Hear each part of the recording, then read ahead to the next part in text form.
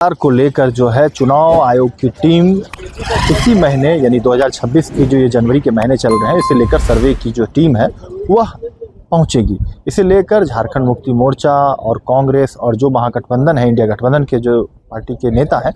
उनका कई तरह के आरोप जो है इस वक्त लग रहे हैं। आप देखेंगे लगातार विरोध का जो है दौर चल रहा है और निश्चित रूप से इस पूरे मामले को लेकर एसआईआर के लेकर झारखंड मुक्ति मोर्चा क्या कुछ सोचती है और क्या कुछ कहना है, उसके जो झारखंड मुक्ति मोर्चा की महासचिव है केंद्रीय प्रवक्ता विनोद पांडे, उनका क्या कुछ कहना है इस पूरे मामले को लेकर, एसआईआर को लेकर, और साथ साथ जिस तरीके से मुख्यमंत्री हेमंत सोरेन आने वाले दिनों में अब जनता से सीधे संवाद करेंगे, इस मामले को लेकर उन्होंने क्या कुछ कहा है। क्योंकि जो लोग हैं जो दूर-दराज गाँव के जो समस्याओं को लेकर वो डायरेक्ट जो है नहीं मिल पाते हैं, अपनी समस्याओं को, बातों को अगर नहीं रख पाते हैं तो ऑनलाइन जो है तुरंत ऑन द स्पॉट किस तरीके से जो है समस्या का निपटारा हो सके, इसे लेकर क्या कुछ मुख्यमंत्री हेमंत सोरेन ने पहल की है, इसे लेकर क्या कुछ कहना है इस पूरे मामले को लेकर झारखंड मुक्ति मोर्चा के केंद्रीय महासचिव सह प्रवक्ता विनोद पांडे का यह कुछ आप देखिए। एसआईआर का हम लोग विरोध नहीं कर रहे हैं। एसआईआर की जो प्रक्रिया है,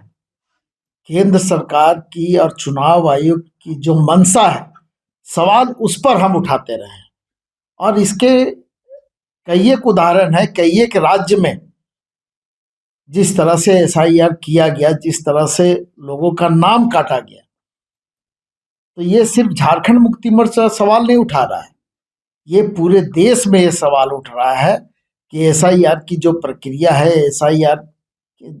जो करने वाले लोग हैं, उनकी जो मंशा है वो साफ नहीं है और वो कहीं से उचित नहीं है। सवाल ये हम लोगों का था, एसआईआर हो कोई दिक्कत नहीं है, लेकिन जबरदस्ती लोगों का नाम काटना ये कहीं से उचित नहीं है। झारखंड को लेकर क्या डर सता रहा है आप लोगों को? एसआईआर नहीं, झारखंड को लेकर के डर नहीं है और झारखंड मुक्ति मोर्चा को भी डर नहीं है, लेकिन जो प्रक्रिया अपनाई जा रही है चुनाव आयोग के द्वारा, जिस तरह से लोगों के साथ में भेदभाव किया जा रहा है, उसका हम विरोध कर रहे हैं। एसआईआर हो, प्रक्रिया सही से आप अपनाइए, लोगों के घर घर तक जाइए और उसको जितना सरल हो सकता है आप बनाने का काम कीजिए, इसमें किसी को क्या आपत्ति होगी। तो इसको चेक कैसे करेंगे कि वो गलत मंशा से कर रहे हैं या फिर जैसे बिहार में हुआ कि कई लाख लोग। देखिए, ये एसआईआर जो किया जा रहा है, जो प्रक्रिया अपनाई जा रही है, बीएलओ घर घर जाते हैं, ये चुनाव आयोग का कहना है, लेकिन बीएलओ घर घर जाते नहीं है। बीएलओ के माध्यम से जो भी चीजें चुनाव आयोग के पास आती है, चुनाव आयोग पहले ही एक टारगेट फिक्स करता है और उस टारगेट को पूरा करने के लिए बीएलओ के ऊपर में, अधिकारियों के ऊपर में, पदाधिकारियों के ऊपर में दबाव दिया जाता है, जिसका परिणाम है कि कई एक लोग आत्महत्या करने को मजबूर होते हैं, कई एक लोगों ने नौकरी छोड़ दिया है। तो इससे स्पष्ट हो जाता है कि उनके ऊपर में दबाव है और वही दबाव आप अगर मतदाता पर डालते हैं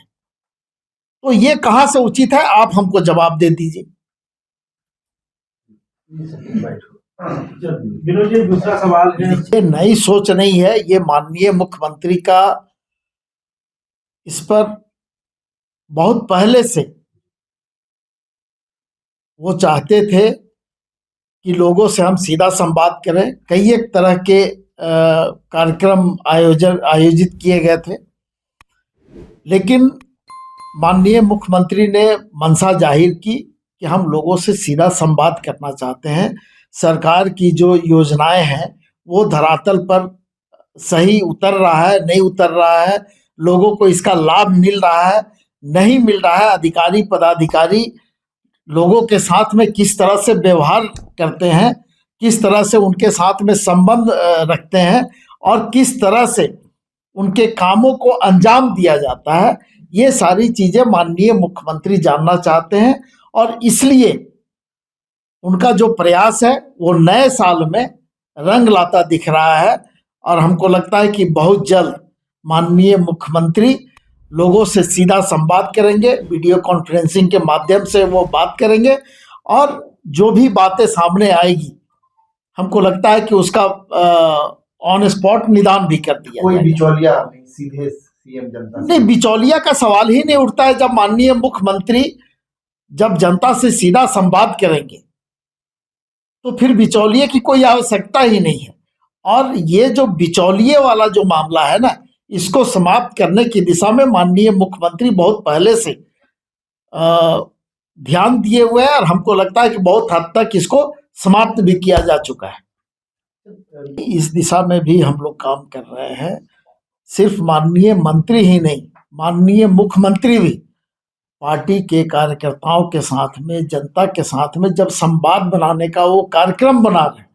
तो निश्चित रूप से माननीय मंत्रीगण भी इस दिशा में आगे कदम बढ़ाएंगे और इस पर बहुत जल्द निर्णय हम लोग लेने जा रहे हैं।